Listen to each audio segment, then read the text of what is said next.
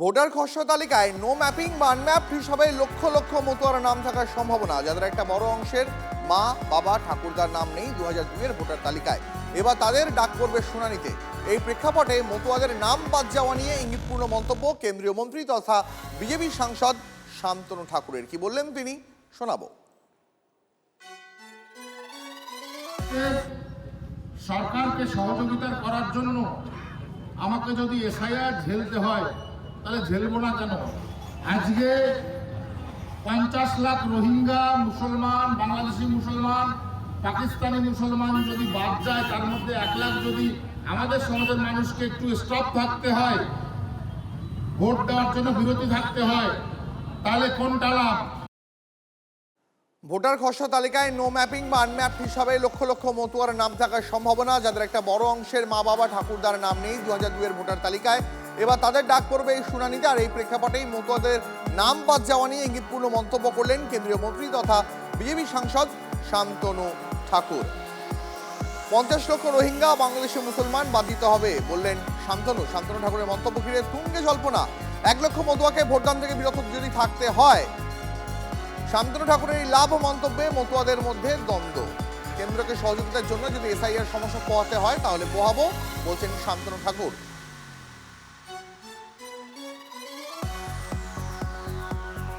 বাংলাদেশিদের নাম বাদ দিতে হবে দেশের স্বার্থে।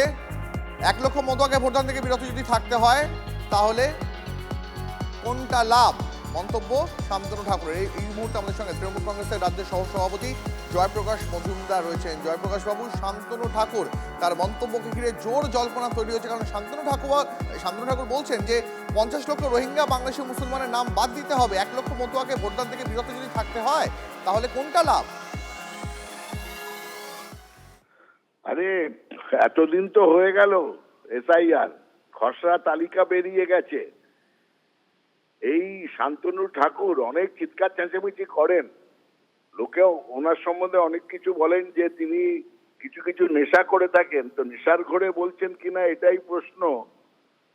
যে 1.5 কোটি বলেছিলেন রোহিঙ্গা আছে, 150 রোহিঙ্গা দেখাতে পেরেছেন? আর উল্টে সমস্ত মতুয়াদের নাম বাদ পড়েছে। তাদেরকে কিভাবে তিনি প্রোটেকশন দেবেন? তিনি ইলেকশন কমিশনের মুখপাত্র নাকি যে বলে দিচ্ছেন নোটিশ দিয়ে তাদের ডেকে তাদের নাম ঢোকানো হবে?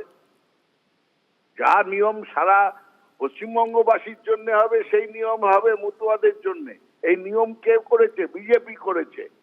সেই নিয়ম বিজেপি করে চাপিয়ে দিয়েছে ইলেকশন কমিশনের ওপর, যার জন্যে আজকে মতুয়া, নমশূদ্র, উদ্বাস্তু, হিন্দু, বাঙালিরা আজকে ক্ষতিগ্রস্ত হচ্ছে, ভোটাধিকার হারাচ্ছে। হয়তো কয়েকদিন পরে ক্যাম্পে পাঠিয়ে দেবে, ডিটেনশন ক্যাম্পে।